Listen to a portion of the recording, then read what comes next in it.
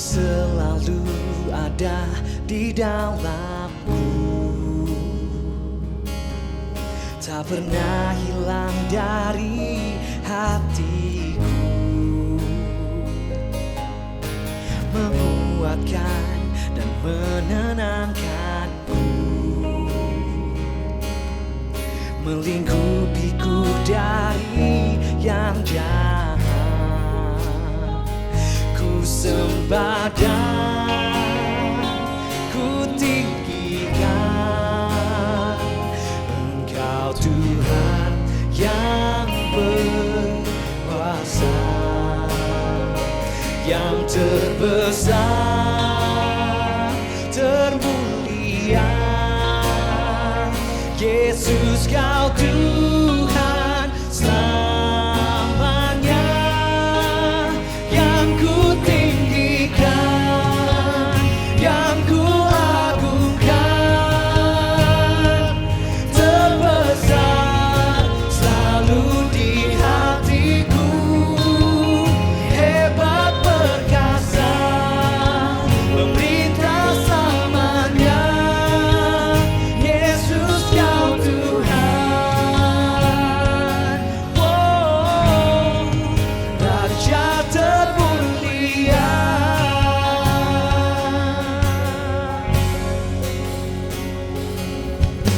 Selalu ada di dalamku, tak pernah hilang dari hatiku, menguatkan kami, menguatkan dan menenangkanku, oh, melingkupiku dari yang jahat. Ku sembah Kau, ku tinggikan Engkau Tuhan yang berkuasa, yang terbesar,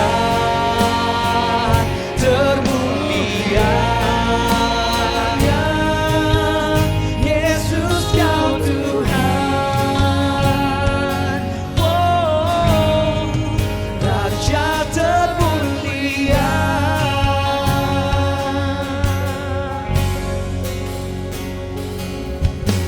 Selalu ada di dalamku, tak pernah hilang dari hatiku, menguatkan kami, menguatkan dan menenangkanku, oh, melingkupiku dari yang jahat. Ku sembah Kau, ku tinggikan Engkau Tuhan yang berkuasa,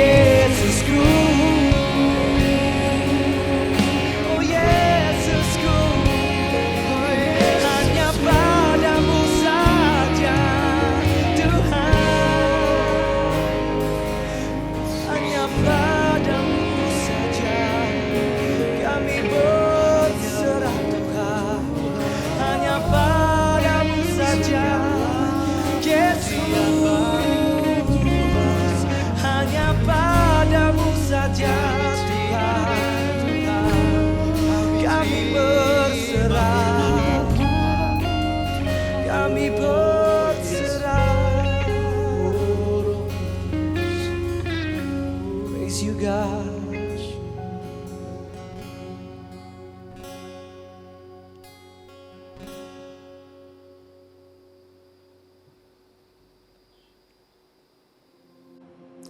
Salam, selamat pagi jamaat Tuhan yang dikasihi. Selamat berbakti pada jemaat Tuhan pada pagi hari ini. Kiranya Tuhan memberkati kita dimanapun juga kita berada. Dan sudah tentu kita akan menikmati berkat-berkat daripada Tuhan melalui ibadah pada pagi hari ini. Daripada awal sampai selesai. Maka dengan itu saya ingin membawa kita di dalam doa pembukaan, dan mari kita sama-sama mendoakan para petugas kita, pemimpin pujian, pemain musik, kru, dan juga multimedia, dan khususnya untuk pembawa firman Tuhan. Mari kita berdoa. Tuhan Allah Bapa kami di surga, Allah yang kami sembah di dalam nama Yesus Kristus. Kami memuji dan mengucap syukur kepada-Mu ya Tuhan atas kebaikan-Mu, pimpinan dan penyertaan-Mu Tuhan bagi kami sepanjang 1 minggu yang telah lalu. Engkau sudah memimpin menyertai kami dengan kekuatan dan semangat untuk datang pada Tuhan. Dan sama-sama pada pagi hari ini kami dapat beribadah pada Engkau ya Bapa. Mohon pimpinan penyertaan daripada Engkau daripada awal pertengahan sampai selesai. Berkati semua anak-anak Tuhan yang mengikuti ibadah ini secara online. Karena Engkau akan memberkati mereka dimanapun juga mereka berada ya Bapa. Dan kiranya berkat puji-pujian, berkat firman-Mu yang akan kami pelajari bersama, itu akan senantiasa menjadi suatu pedoman baru bagi kami. Ya Tuhan, kami dalam tangan-Mu ya Bapa, anak-anak-Mu yang bertugas, yang memimpin pujian, main music, backup singers, dan juga multimedia, serta kru, dan khususnya untuk hamba-Mu yang akan membawa firman-Mu.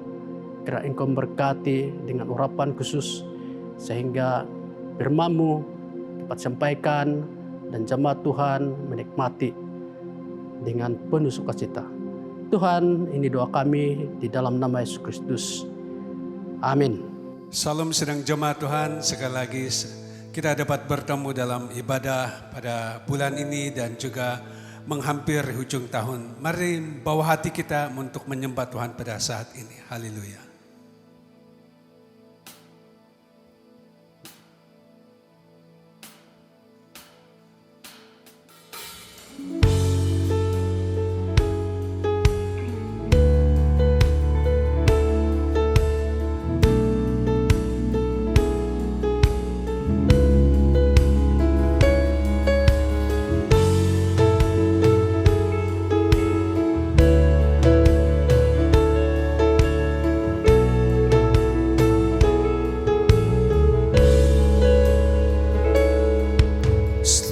Bangsa datang menyembah-Mu,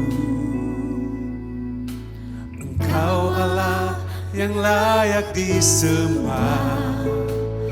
Oleh kami sembah. Surga bumi sujud menyembah-Mu,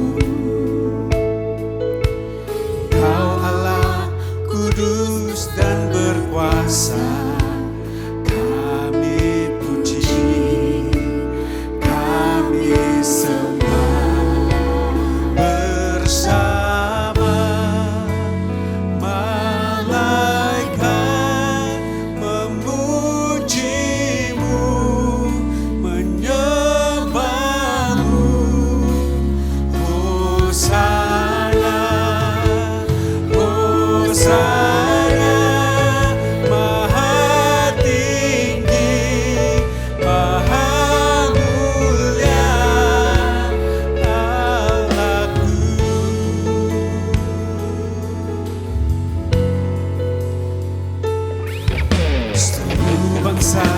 Datang menyembah-Mu,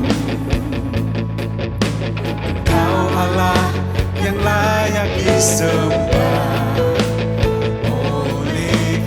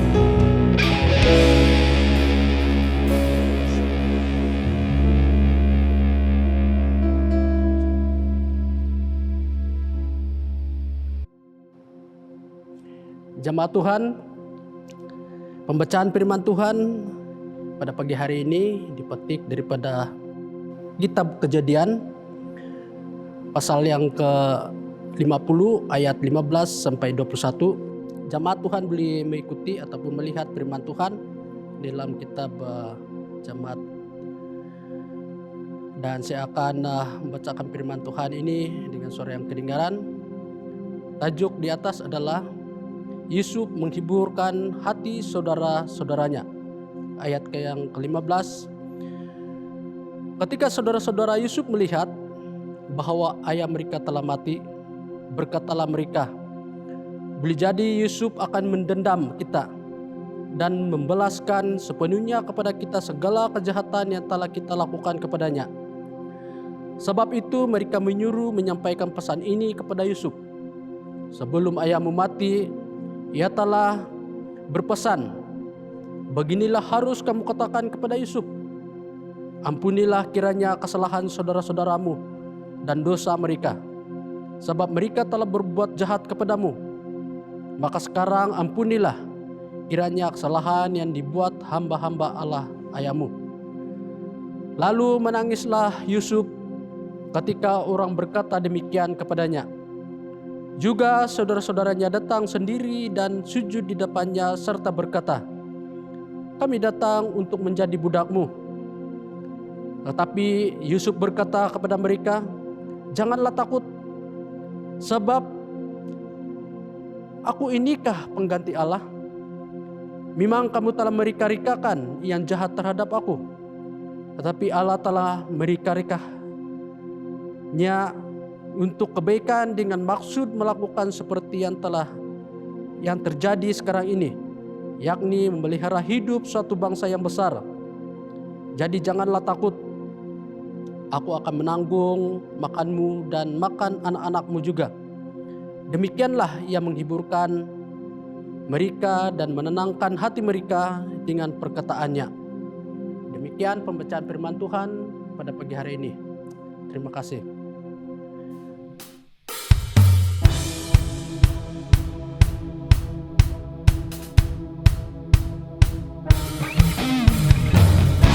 Dari utara ke selatan terdengar pujian bagi Allah. Dari barat sampai ke timur nama Yesus disanjung tinggi. Dari pulau-pulau, lembah-lembah, gunung-gunung yang tinggi, kemuliaannya disaksikan, kebesarannya diceritakan. Yesus, Yesus, nama Yesus disanjung tinggi.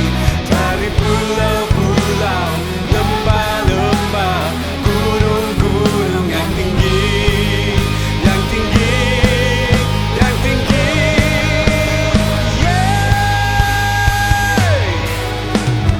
Allah dahsyat berkuasa, seluruh bumi sujud menyembah, tinggikan namamu.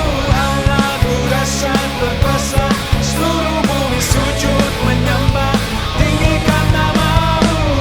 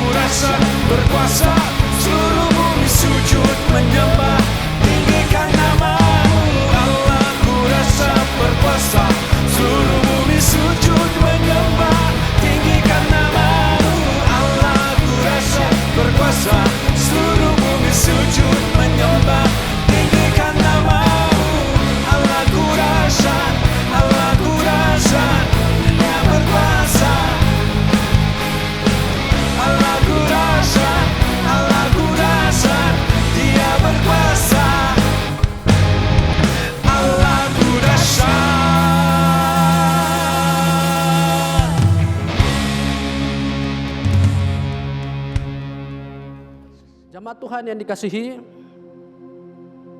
pagi ini adalah kesempatan bagi kita untuk sama-sama menaikkan doa syafaat untuk beberapa perkara yang saya ingin highlightkan, dan selanjutnya dapat di-highlightkan melalui screen kaca TV Anda. Itu yang pertama, kita akan berdoa untuk Pusat SIB Sabah.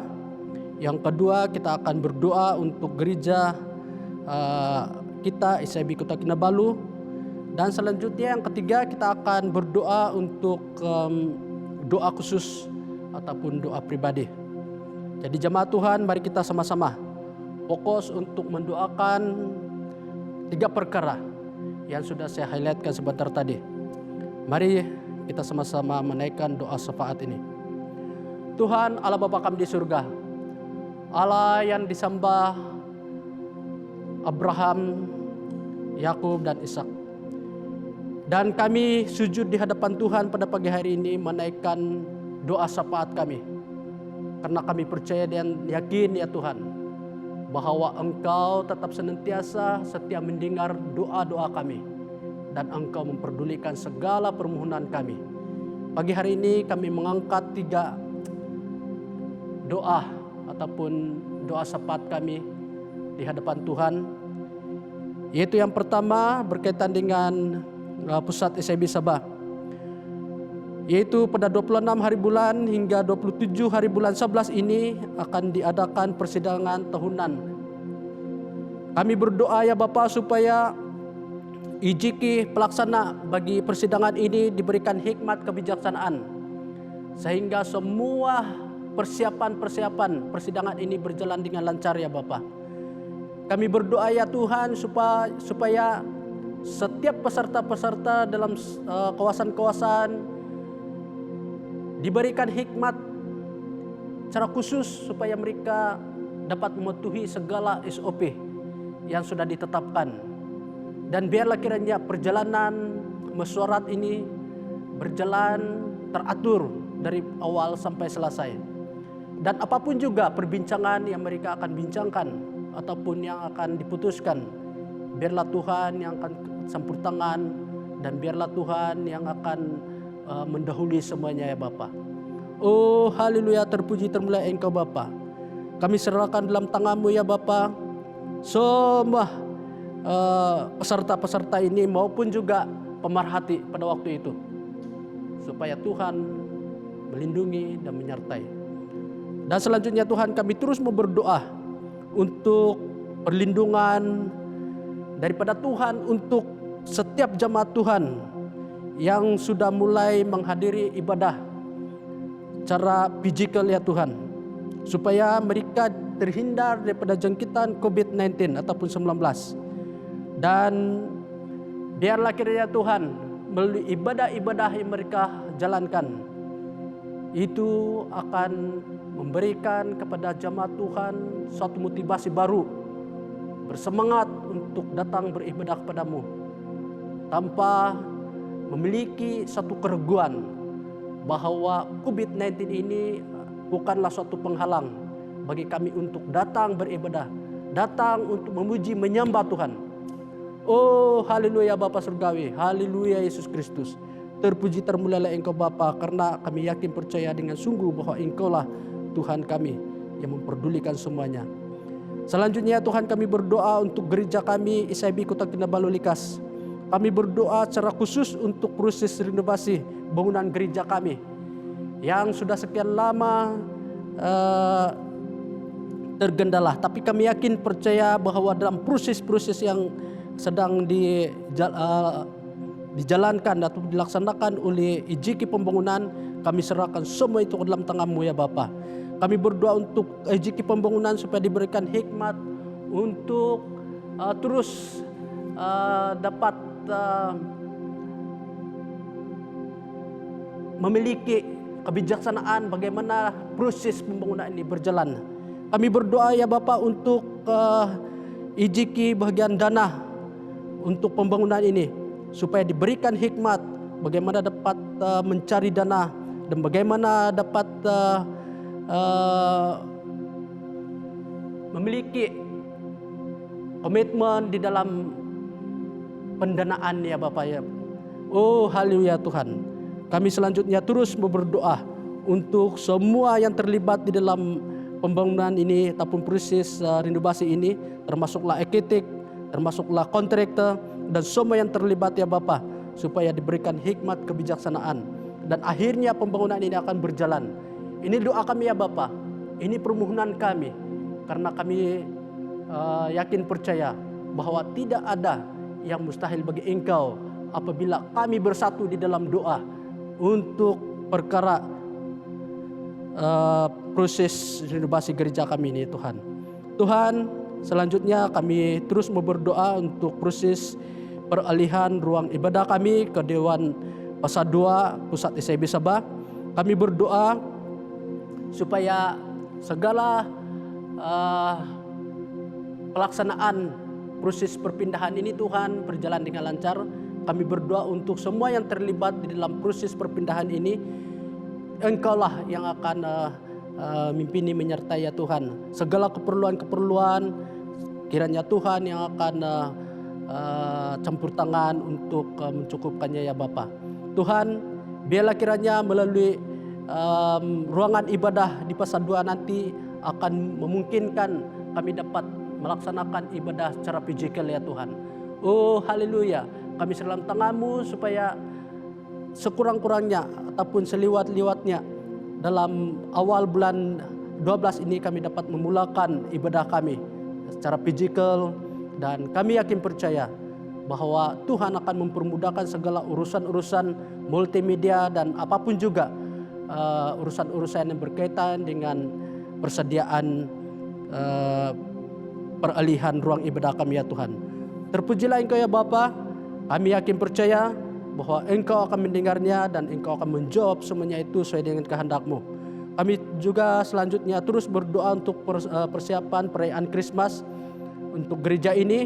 Kami berdoa supaya Tuhan akan campur tangan di dalam semua ijiki pelaksana perayaan Krismas pada tahun ini, diberikan hikmat kebijaksanaan sehingga mereka dapat melaksanakan ataupun dapat menyelaraskan perayaan Natal pada tahun ini dengan penuh kebijaksanaan dan hikmat daripada Tuhan sendiri.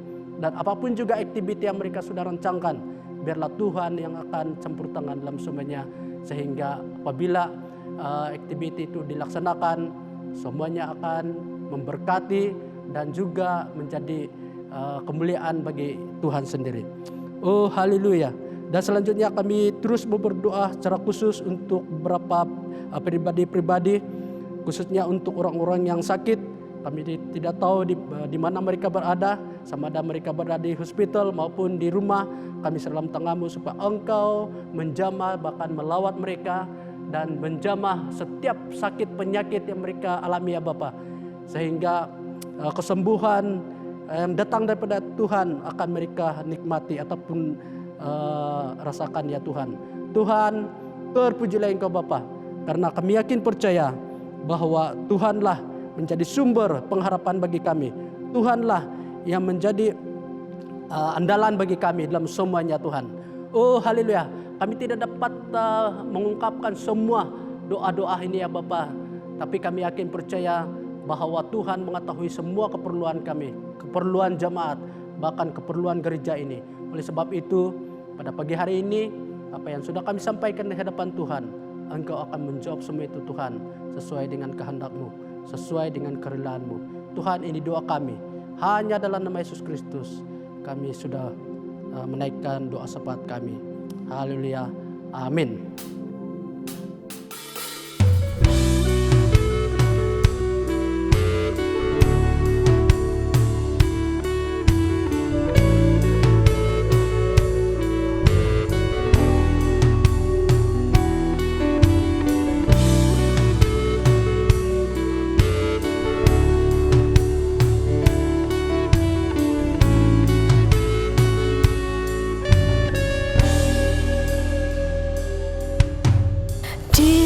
Datang ke dunia membawa damai dan sukacita.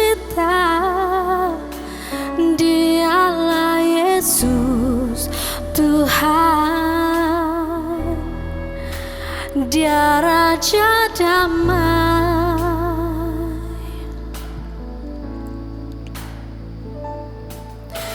memberi hidup yang kekal, selalu menyertai hidupku. Dialah Yesus Tuhan, Dia Immanuel.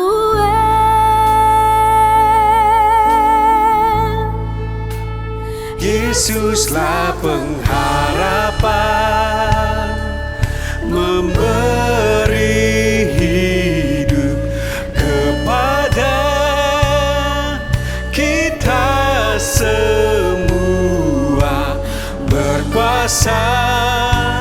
Dia harapan bagi seluruh dunia.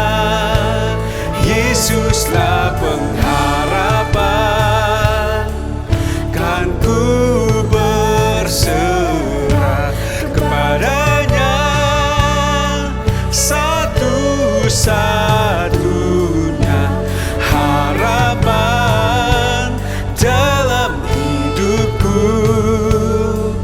Ya Yesus, Kau pengharapan,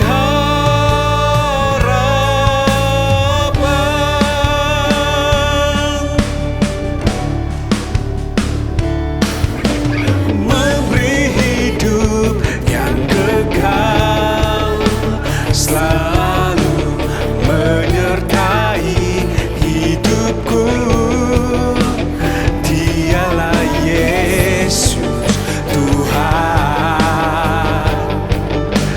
Dia Immanuel.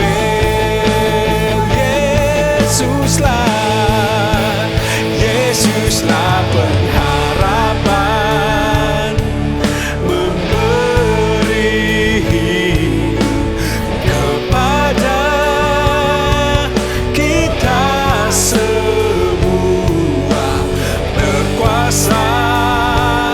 Dia harapan bagi seluruh dunia. Yesuslah pengharapan, kan ku berserah kepadanya, satu-satunya harapan dalam hidupku. Ya Yesus, Kau pengharapan.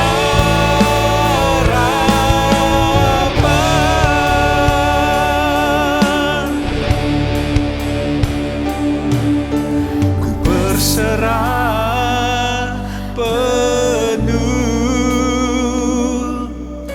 ku berserah penuh. Dia Immanuel.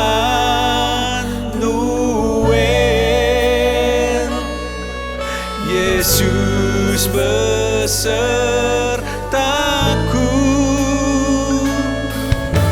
ku berserah penuh, ku berserah penuh. Dia Immanuel.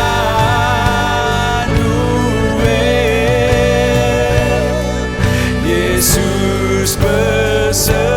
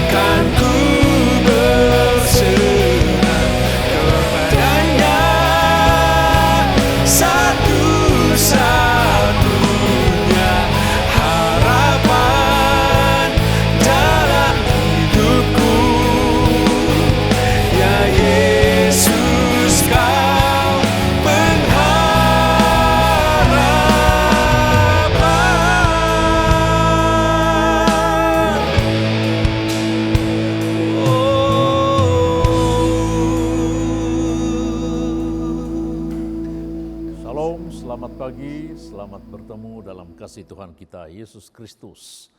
Pagi ini kita akan belajar firman Tuhan berkaitan dengan satu tema, yaitu rencana Allah. Rencana Allah atau rancangan Allah yang ingin Allah lakukan dalam kehidupan manusia.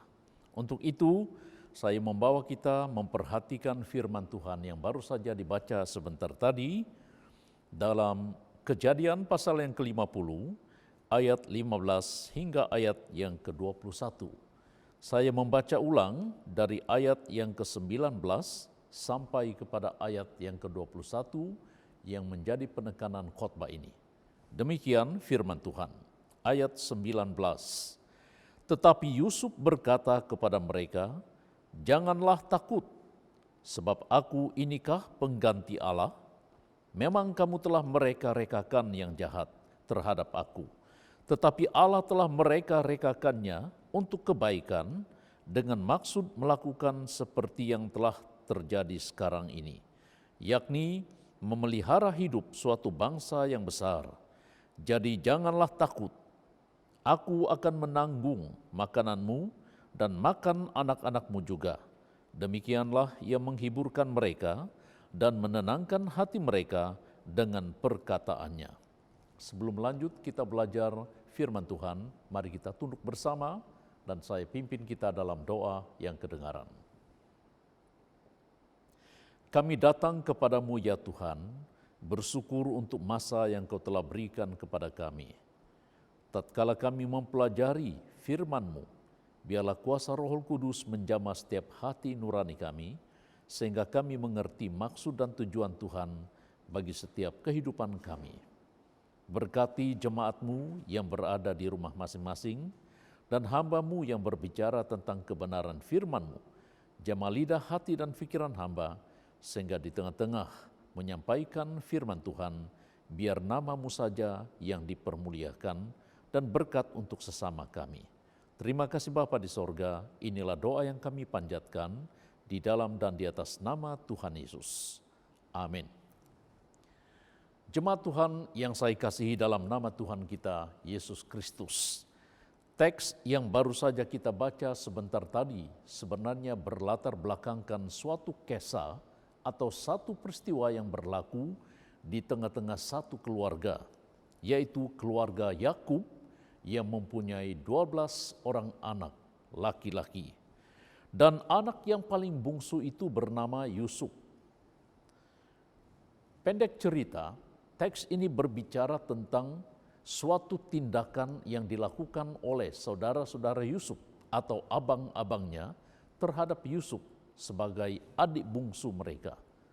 Mereka melakukan satu sabotage, suatu perbuatan yang telah menipu ayah mereka dengan mengatakan Yusuf telah dimakan binatang buas, dengan mengoyakkan sedikit pakaian yang dibuat oleh ayahnya kepada Yusuf itu, dan akhirnya mereka membubuh darah binatang dan memperlihatkan kepada ayah mereka supaya ayah mereka juga terpengaruh.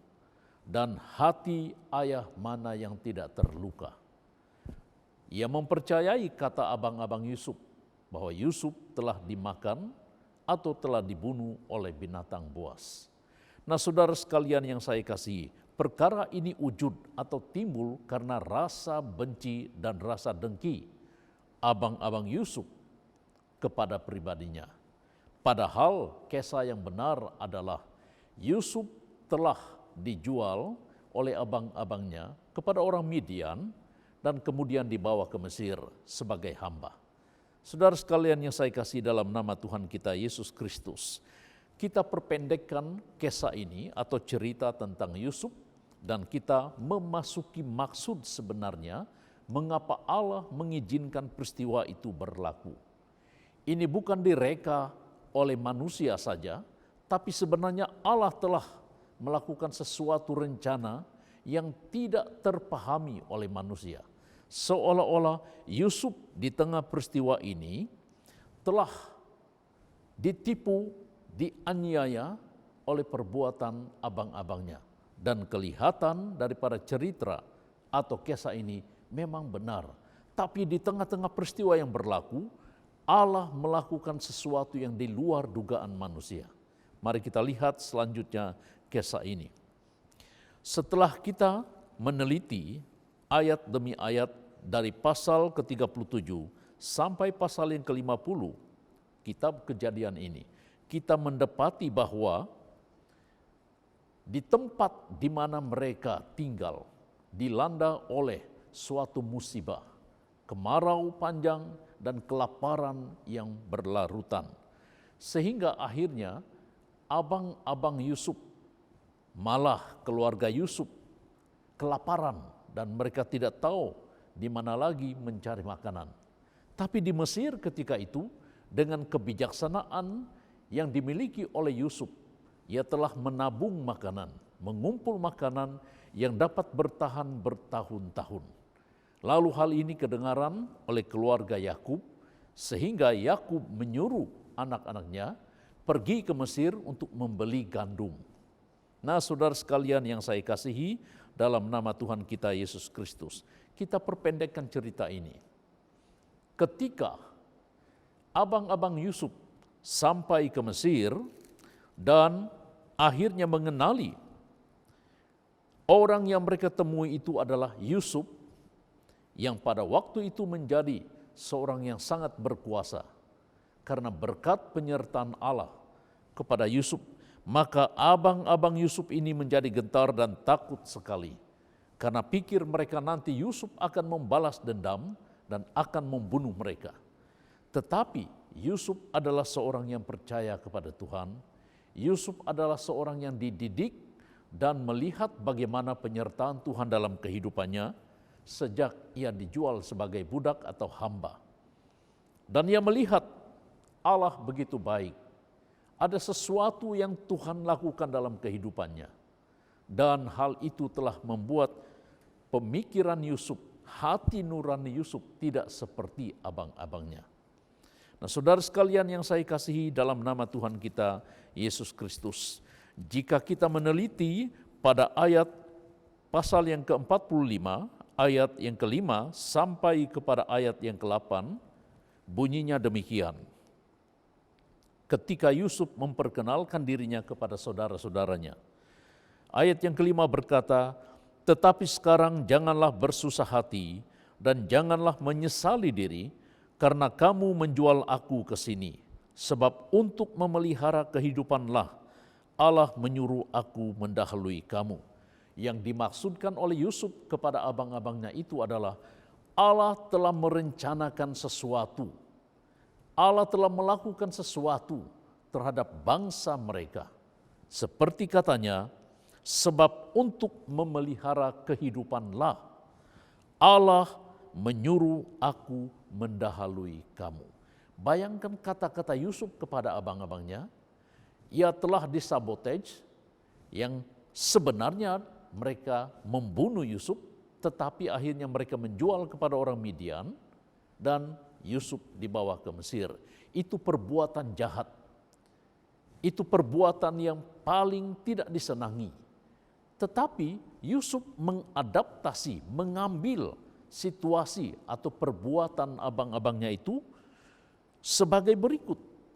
Allah mengizinkan perkara itu berlaku dalam kehidupan Yusuf semata-mata untuk memelihara kehidupan dan kelangsungan hidup mereka, sehingga situasi itu dijelaskan oleh Yusuf, Allah menyuruh aku mendahului langkah kamu ataupun perjalanan hidup kamu, katanya. Sangat baik bukan? Yusuf tidak berkata, nanti saya akan balas perbuatan kamu, tunggu dulu, tidak. Tapi Yusuf meyakinkan mereka. Kemudian kita lanjutkan pembacaan ini. Karena telah 2 tahun ada kelaparan dalam negeri ini, dan selama 5 tahun lagi orang tidak akan membajak atau menuai. Maka Allah telah menyuruh aku mendahului kamu untuk menjamin kelanjutan keturunanmu di bumi ini, dan untuk memelihara hidupmu, sehingga sebagian besar daripadamu tertolong. Jadi bukanlah kamu yang menyuruh aku ke sini, tetapi Allah. Dialah yang telah menempatkan aku sebagai bapa bagi Firaun dan tuan atas seluruh istananya dan sebagai kuasa atas seluruh tanah Mesir.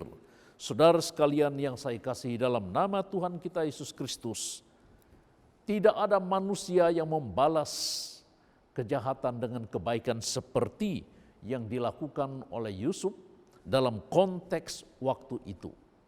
Sebenarnya Yusuf harus membalas dendam, menghapuskan orang-orang yang jahat seperti ini. Tapi Yusuf menghuraikan sesuatu perkara yang di luar pikiran mereka. Allah merancang, Allah merencanakan sesuatu yang terbaik dalam kehidupan mereka demi kelangsungan hidup keturunan mereka. Dan itu sebabnya Yusuf berkata, Allah menyuruh aku mendahului kamu ke sini. Alangkah baiknya jawaban Yusuf, bukan? Nah, saudara sekalian yang saya kasih dalam nama Tuhan kita Yesus Kristus, ketika perkara itu didengar oleh ayah mereka, Yakub, maka Yakub hampir tidak percaya, tetapi akhirnya mereka pergi ke Mesir, pendek cerita, bertemu dengan Yusuf. Saudara-saudara yang saya kasih dalam nama Tuhan kita Yesus Kristus, setelah pertemuan itu dan kemudian hari, Yakub meninggal. Yakub mati. Maka timbul lagi pemikiran abang-abangnya, sekarang ayah kita telah meninggal. Hanya kita dengan Yusuf saja. Dan pikiran mereka, mungkin ini kesempatan yang terbaik yang akan diambil oleh Yusuf untuk membunuh mereka. Seperti yang terdapat pada ayat ini. Ketika saudara-saudara Yusuf melihat bahwa ayah mereka telah mati, berkatalah mereka, boleh jadi Yusuf akan mendendam kita dan membalaskan sepenuhnya kepada kita segala kejahatan yang telah kita lakukan kepadanya. Dan selanjutnya, inilah prasangka yang timbul daripada pribadi orang jahat. Orang yang melakukan kejahatan selalunya dihantui oleh bayang-bayang. Karena daripada perbuatannya itu tidak pernah luput dalam pikirannya bahwa dia telah melakukan kejahatan kepada orang lain. Dan kejahatan ataupun perbuatan yang lalu itu menghakimi kehidupannya. Ini yang disebut dikejar bayang-bayang. Saudara-saudara yang saya kasih dalam nama Tuhan Yesus. Tetapi Allah dengan rencananya, yang melakukan sesuatu yang di luar pikiran manusia, sehingga pada akhirnya Yusuf telah menerima abang-abangnya, keluarga ini dipersatukan, dan akhirnya mereka menjadi keluarga yang diberkati oleh Tuhan. Persoalan yang besar di sini adalah bagaimana kita mengetahui rencana Allah dalam kehidupan kita. Bagaimana kita mengetahui apa yang Tuhan rancang dalam kehidupan kita. Semua orang sebenarnya mempunyai keinginan untuk mengetahui apa kehendak Tuhan dalam kehidupan mereka. Apa yang Tuhan mau lakukan dalam kehidupan mereka. Satu kerinduan yang dipikirkan oleh manusia tidak pernah luput daripada kehidupan manusia. Mengetahui Allah yang mereka sembah dan apa yang Tuhan mau lakukan dalam hidup mereka. Saya percaya Anda juga pernah berpikir demikian. Malah kita semua pernah berpikir demikian. Akan tetapi ada beberapa pertanyaan yang muncul dalam kehidupan kita setiap waktu. Bagaimana Allah melakukan rencananya dalam kehidupan kita? Bila dan apakah ianya dapat dipastikan? Semuanya ini bermain dalam kepala kita. Tapi syukurlah bahwa Alkitab telah memberikan kita beberapa prinsip penting mengenai kehendak Allah atau rencana Allah dalam kehidupan kita, dan salah satu daripadanya adalah daripada kisah Yusuf dan abang-abangnya. Yang tadinya kita telah pelajari, Allah mengizinkan musibah berlaku dalam kehidupan Yusuf, yang pada kemudiannya diadaptasi oleh Yusuf sebagai rencana Allah untuk hidupnya mendahului abang-abangnya ke Mesir demi kelangsungan kehidupan mereka. Saudara sekalian yang saya kasihi dalam nama Tuhan kita Yesus Kristus.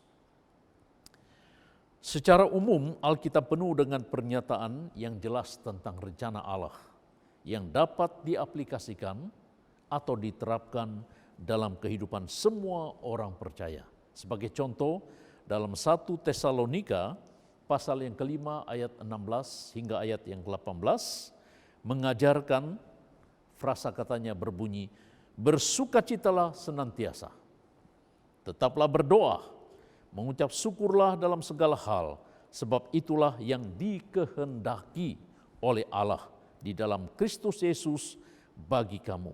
Ketiga perkara ini, yaitu bersukacita, berdoa, dan bersyukur adalah kehendak Allah bagi setiap orang percaya. Dan pada akhirnya, kehidupan orang itu diberkati oleh Allah.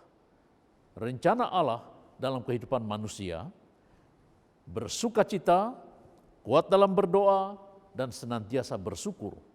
Dan apa pula yang akan berlaku selanjutnya. Nah saudara, tadi saya awali dengan pertanyaan, bagaimana kita mengetahui rencana Allah dalam kehidupan kita? Sekurang-kurangnya ada 4 perkara atau 4 prinsip menurut apa yang telah kita baca daripada kisah Yusuf, dan kemudian kita cantumkan atau memetik beberapa petikan firman Tuhan yang menyokong tentang perkara tersebut. Yang pertama, kita dapat mengerti atau mengetahui rencana Allah dalam kehidupan kita melalui firman Tuhan. Kita dapat mengetahui apa yang Tuhan mau lakukan dalam kehidupan kita jika kita membaca firman Tuhan. Bila kita membaca firman Tuhan, ada banyak perkara-perkara yang kita telah dapati atau akan dapati. Persoalan-persoalan yang kita hadapi, pertanyaan-pertanyaan yang tidak terjawab, malah perkara-perkara yang tergantung yang kita mau ketahui pun terjawab.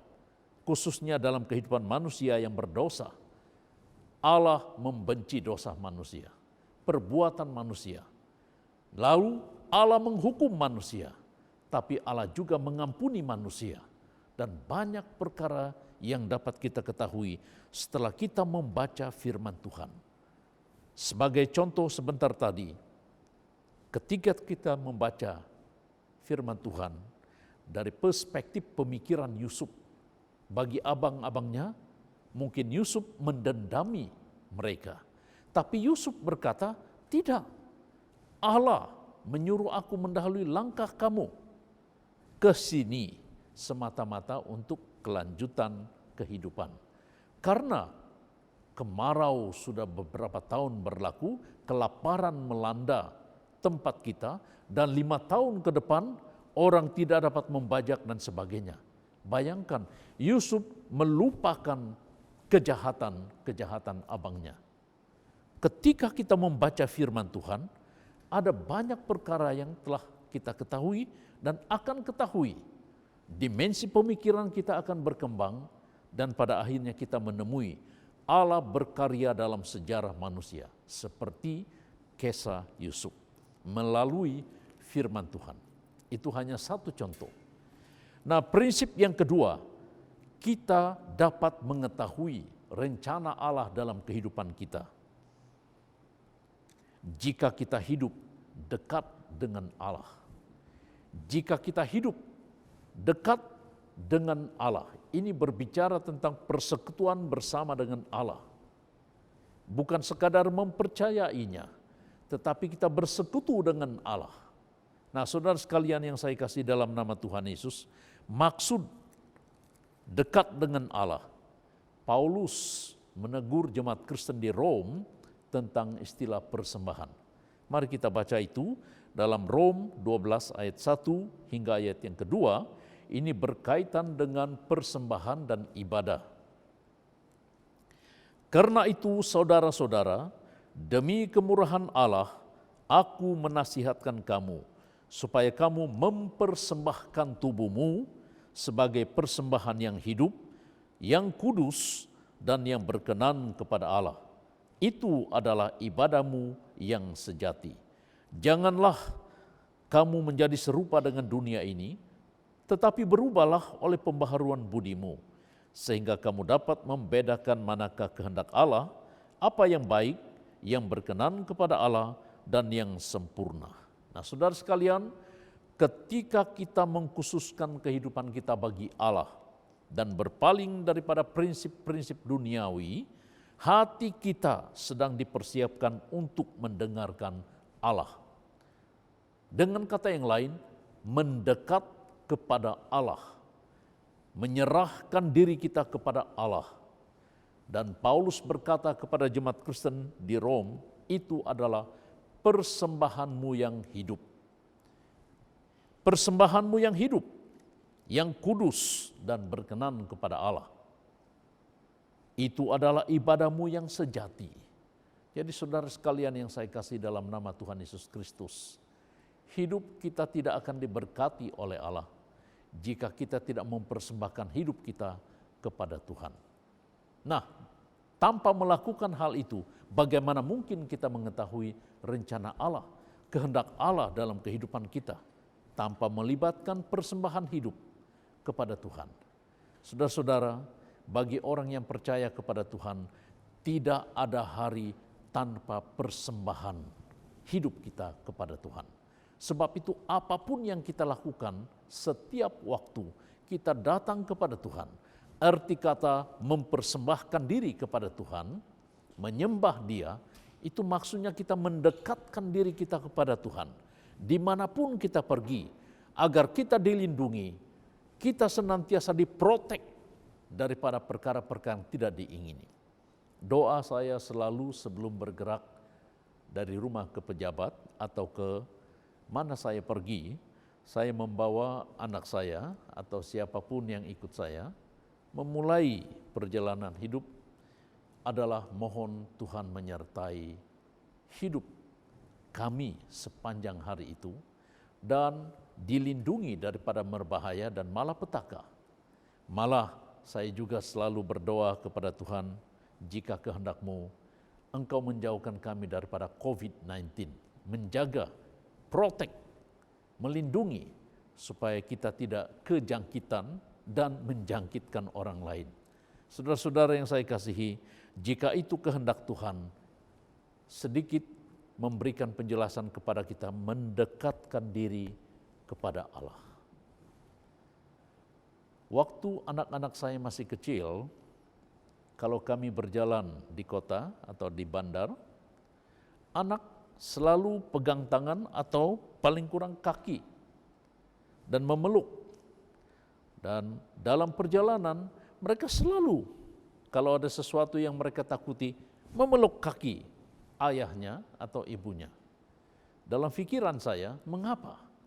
Rupanya anak mempunyai perasaan takut dan ia mempunyai perasaan ataupun cita rasa mengharapkan.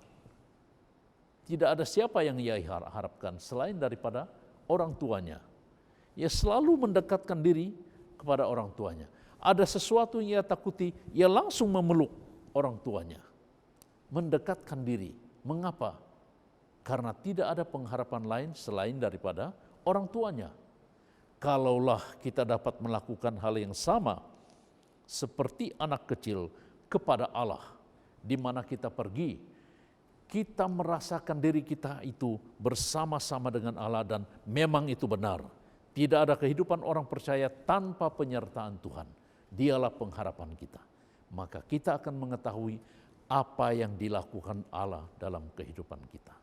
Saudara-saudara yang saya kasih dalam nama Tuhan kita Yesus Kristus. Yang ketiga, kita dapat menemui atau mengetahui rencana Allah dalam kehidupan kita melalui suatu istilah yang paling singkat dan yang hampir membosankan orang, yaitu doa.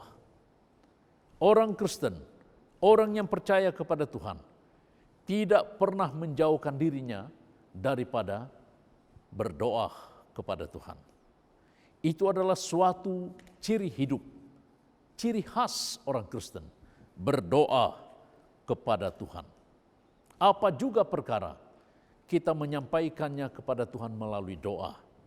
Paulus menegur jemaat Tuhan di Kolosi dalam pasal yang keempat ayat 12 menjelaskan kepada kita seorang yang bernama Epapras.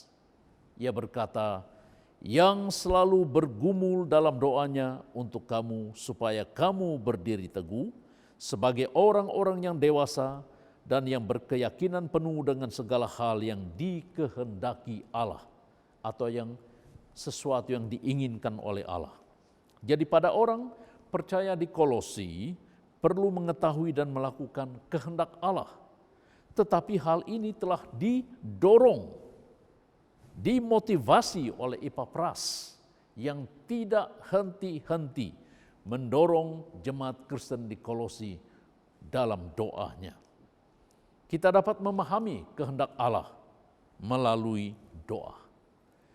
Ketika Epapras mendoakan jemaat ini, jemaat mendengar bagaimana besarnya beban Epapras supaya Allah campur tangan dalam kehidupan mereka dan Allah memberkati, bukan sekadar menyertai, tapi Allah memberkati hidup mereka. Kita juga dapat berdoa supaya Allah mengungkapkan kehendak-Nya bagi kehidupan kita. Sebab melalui doa yang selalunya kita telah pelajari daripada para pastor-pastor atau hamba-hamba Tuhan, ada yang mendefinisikan doa itu adalah nafas iman, ada juga yang mendefinisikan bahwa doa itu adalah ungkapan-ungkapan terdalam dalam hati orang beriman kepada Tuhan. Ada juga yang berkata bahwa doa itu adalah pribadi yang tidak kelihatan tapi didengari. Dan ia merupakan alat komunikasi yang ampuh, yang sangat berkesan, yang tidak dapat dipisahkan dari bagian hidup orang Kristen, apatah lagi dalam keluhan-keluhan kehidupan. Dalam kesusahan, dalam apa yang kita mau lakukan, kita sampaikan kepada Allah.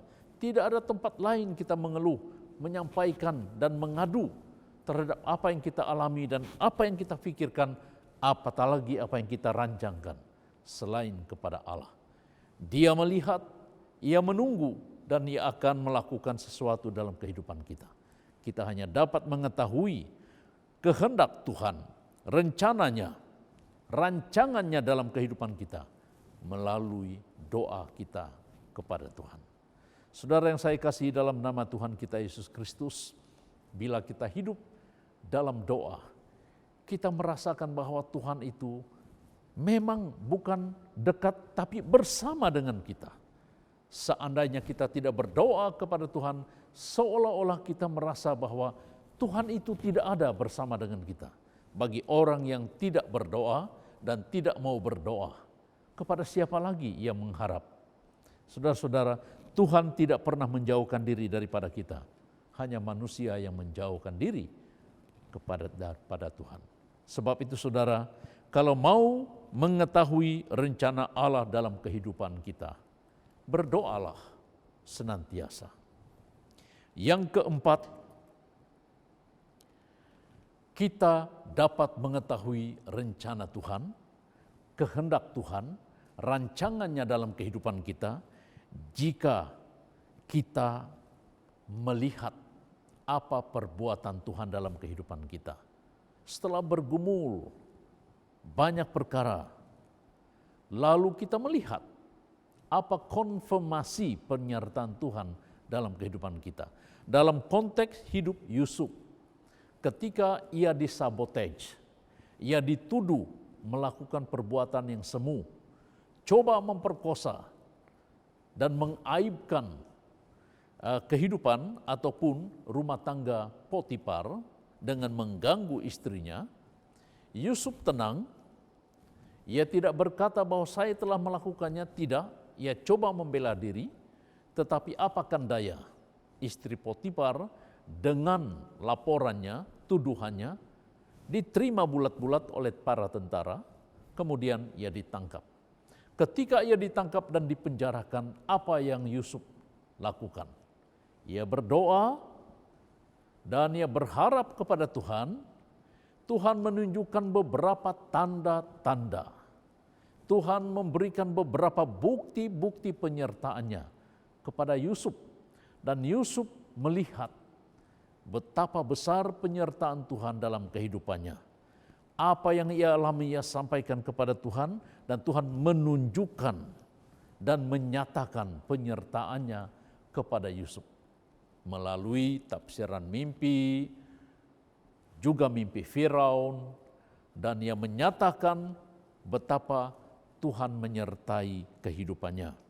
Daripada itu pada akhirnya Allah memberikan tanda-tanda kepadanya. Tanda-tanda kelepasan, tanda-tanda berkat penyertaan kepada Yusuf, sehingga Yusuf dipercayai oleh Firaun dan telah diberikan kuasa yang begitu besar, tanggung jawab yang besar, malah menjadi seorang yang terhormat. Dengan istilah lain, ia seorang ahli politik yang berkuasa dalam kerajaan Firaun pada ketika itu. Nah, saudara sekalian yang saya kasih dalam nama Tuhan Yesus, mungkin Anda mempunyai rencana, tapi apakah rencana Anda itu sesuai dengan rencana Tuhan? Contoh, jika Anda mempunyai ambisi untuk memajukan masyarakat dan akhirnya berkecimpung dalam dunia politik, itu tidak salah karena Anda mempunyai badan, sesuatu ambisi yang perlu dinyatakan dalam masyarakat. Anda melihat perlu ada perubahan masyarakat. Anda bukan saja menekankan hal-hal rohani, tapi sekarang berubah visi, dan pada hemat saya, pada tanggapan saya, di mana orang Kristen berada, dalam bidang apa ia ceburi, itu merupakan satu panggilan. Kalau Anda terpanggil sebagai ahli politik, maka nyatakanlah itu kepada Tuhan. Apakah rancanganmu itu rancangan Tuhan? Apakah jalan yang kau telah rangka itu adalah jalannya Tuhan? Jika Anda menyerahkan semuanya ini, pada akhirnya menurut kisah Yusuf, Allah menyatakan tanda-tanda. Saudara-saudara yang saya kasih dalam nama Tuhan Yesus, ada banyak kisah dalam Alkitab di mana Allah memberikan tanda-tanda penyertaannya, dan Ia menyatakan rencananya dalam kehidupan manusia. Dan terlalu banyak contoh dalam Alkitab, tapi mari kita coba evaluasi diri kita. Apakah itu panggilan Tuhan bagi Anda? Apakah itu merupakan suatu kepercayaan yang diberikan Tuhan kepada Anda untuk direalisasikan? Tidak salah menceburi bidang-bidang termasuk bidang politik demi kemuliaan dan kebesaran nama Tuhan. Yang tadinya saya katakan, dimanapun kita berada dalam bidang apapun, itu dapat diterjemah dalam suatu pengertian panggilan Tuhan bagi Anda. Kalau Anda terpanggil dalam dunia politik, silakan. Kalau Anda terpanggil dalam pelayanan full time, silakan, dan sebagainya. Saudara-saudara, masa ini sebenarnya adalah masa Zoom kami, mengikuti bagaimana misi sedunia yang dilakukan atau berlaku di Guinea-Bissau di Timur Afrika, di mana ada seorang pendeta yang terpanggil 26 tahun yang lalu diutus ke tempat itu, dan ia mendapat suatu tantangan. Tantangan yang pertama itu adalah daripada ibunya. Baik-baik kamu berada di sini, katanya, mengapa pergi keluar? Ada banyak tempat lagi di tempat kita yang perlu diinjili, tapi kenapa kamu tinggalkan? Dan rakan-rakan sepelayanan juga komen, membidasnya. Untuk apa kamu pergi di sana? Biar murid-murid kamu saja yang pergi, kata mereka, dan sebagainya. Tapi dia berdoa, semakin dia dikomen, semakin dia dihalang, semakin besar bebannya untuk terpanggil dalam dunia misi, dalam bidang ini. Dan itu suatu panggilan yang merupakan satu cabaran yang paling berat baginya.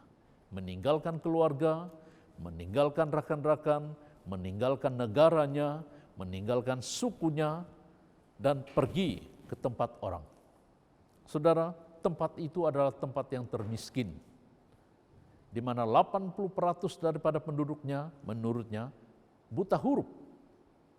Dan itu sangat sulit untuk dijangkau kalau dipikirkan secara manusia. Saudara, Tuhan membuka jalan baginya. Tuhan mempunyai rencana yang paling indah, yang pada akhirnya sampai sekarang berdirilah beberapa gereja-gereja dan badan misi bersatu untuk memenangkan tempat di mana ia berada. Merencanakan sesuatu bukan mudah. Ada banyak onak dan duri yang kita lalui. Yang tadi saya kembali, dalam dunia politik ada banyak perkara yang harus kita tempuhi. Tapi jika sekiranya engkau terpanggil dalam bidang itu, mustahil Tuhan tidak akan menyertai Anda. Jika Tuhan memanggil, Tuhan akan membentuk dan Tuhan akan berjalan seperti ia melakukannya dalam kehidupan Yusuf, yang meyakinkan Yusuf, yang pada akhirnya Yusuf katakan, Tuhan memberikan saya jalan untuk mendahului kamu. Padahal ada banyak onak dan duri yang telah ia lalui, tapi ia tanggapi penuh dengan pengucapan syukur. Saudara sekalian, kita dapat mengetahui rencana Allah dalam kehidupan kita jika kita mengerti kehendak Tuhan melalui firman-Nya. Kita mengetahui rencana Allah dalam kehidupan kita jika kita dekat dengan Allah. Kita mengetahui rencana Tuhan dalam kehidupan kita jika kita selalu berdoa. Dan kita mengetahui rencana Tuhan dalam kehidupan kita jika Allah bertindak dan mengkonfirmasikannya melalui beberapa tanda-tanda dan menyatakannya di depan mata kepala kita, sebagaimana yang telah dilalui oleh Yusuf. Untuk itu saudara sekalian yang saya kasihi, dalam nama Tuhan kita Yesus Kristus, firman Tuhan yang mengajar kita tentang rencana Allah merupakan mukadimah untuk firman Tuhan pada minggu-minggu yang lalu akan datang dan akan kita pelajari serta kita pertajamkan sehingga pada harinya kita mengetahui apa sebenarnya rancangan Tuhan dalam kehidupan kita. Amin. Tuhan memberkati. Mari jemaat Tuhan kita tunduk bersama. Kami datang kembali ke hadirat-Mu ya Tuhan, bersyukur untuk firman-Mu yang telah kami pelajari sebentar tadi, yang berbicara tentang rencana Tuhan. Sungguh tidak terselami rencana-Mu dalam kehidupan manusia. Ada kalanya kami menganggap bahwa rencana-Mu adalah rencana yang sesuai dengan pemikiran kami. Ternyata Tuhan melakukan sesuatu yang berbeza. Dan selalunya kami hidup memikirkan perkara-perkara yang berkenan kepada hidup kami, yang menyenangkan kehidupan kami. Ternyata Tuhan melakukan hal yang berbeza. Namun melalui kisah Yusuf kami mempelajari 4 perkara yang berlaku dalam kehidupannya, walaupun ia telah melalui pengalaman pahit bersama dengan keluarganya, abang-abangnya. Ia telah ditipu, yang hampir dibunuh dan dijual menjadi seorang hamba. Tapi nampaknya Tuhan membiarkan perkara itu berlaku sebagai suatu langkah di mana Tuhan mempersiapkan dirinya untuk kelangsungan keluarga mereka. Yang pada akhirnya Engkau telah memberkati Yusuf menjadi orang yang luar biasa, menjadi penguasa dan dipercayai oleh Firaun. Terima kasih Tuhan Yesus untuk firman-Mu yang telah mendidik kami memikirkan tentang rencana Allah dan belajar tentang kehendak-Mu. Biarlah firman Tuhan mempertajamkan kehidupan kami, sehingga di tengah-tengah kehidupan kami nama Tuhan dipermuliakan senantiasa. Berkati jemaat-Mu, berkati kami semua, karena semuanya ini kami pinta di dalam dan di atas nama Tuhan kami Yesus Kristus. Dan semua jemaat yang percaya sama-sama katakan amin. Tuhan memberkati.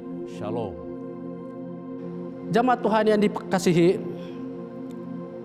kita bersyukur pada Tuhan atas penyampaian firman yang begitu baik sekali, yang mendorong bagi kita, bahkan memberikan motivasi bagi kita agar tetap senantiasa bersandar kepada Tuhan, agar tetap senantiasa berharap pada Tuhan. Terima kasih Pastor yang sudah menyampaikan firman Tuhan. Selanjutnya kita akan meneruskan ibadah kita melalui pemberian, persembahan. Bila kiranya Engkau ataupun Tuhan yang akan memberikan hati yang rela dalam setiap pribadi jemaat untuk memberi pada pagi hari ini.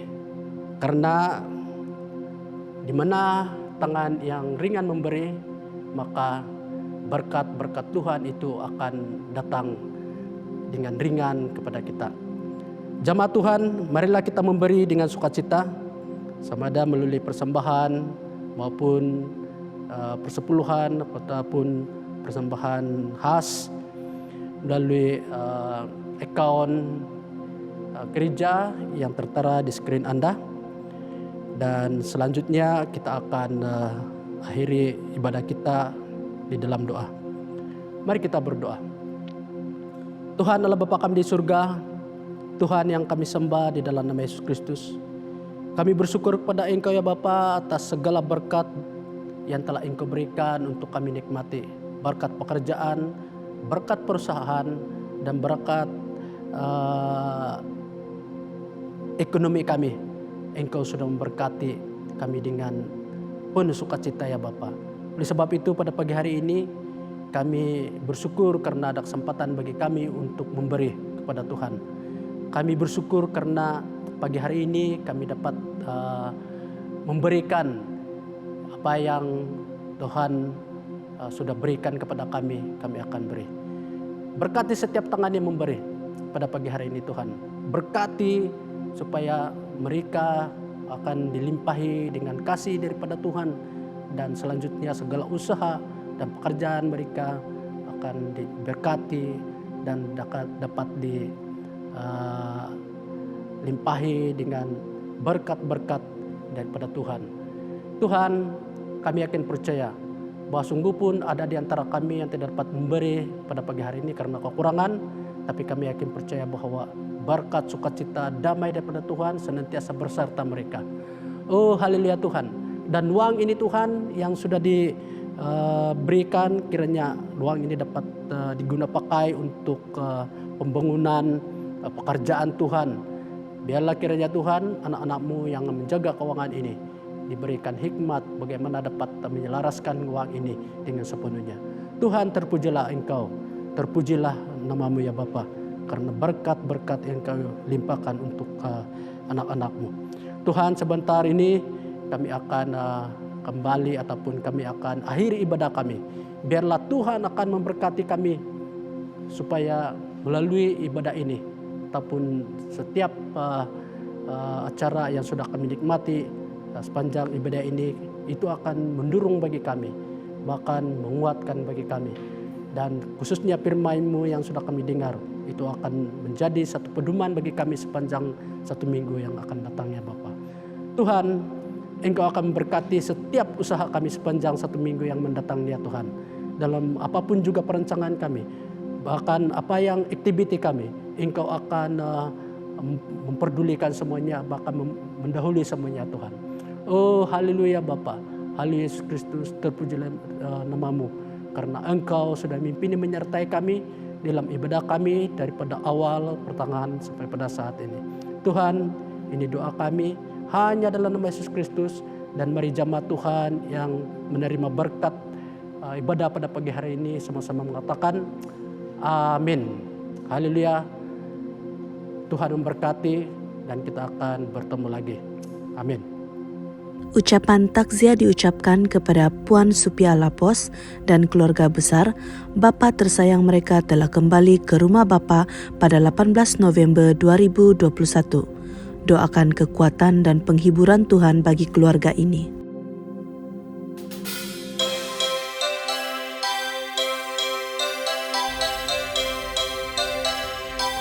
Mesyuarat Majlis Penatua dan Pastor akan diadakan pada hari ini jam 8 malam melalui Zoom. Kelas baptisan diteruskan pada hari ini jam 4 hingga 5 petang melalui aplikasi Zoom. Tarikh kelas seterusnya adalah seperti yang tertera di skrin.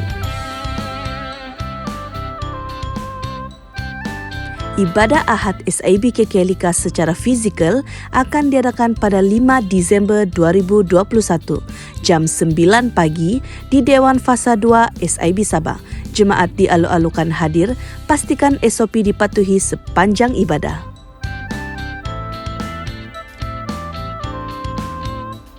Para wanita dijemput untuk menyertai kebaktian pelayanan wanita yang bertemakan persembahan yang hidup, kudus dan berkenan kepada Allah. 28 November 2021, jam 2.30 petang melalui aplikasi Zoom.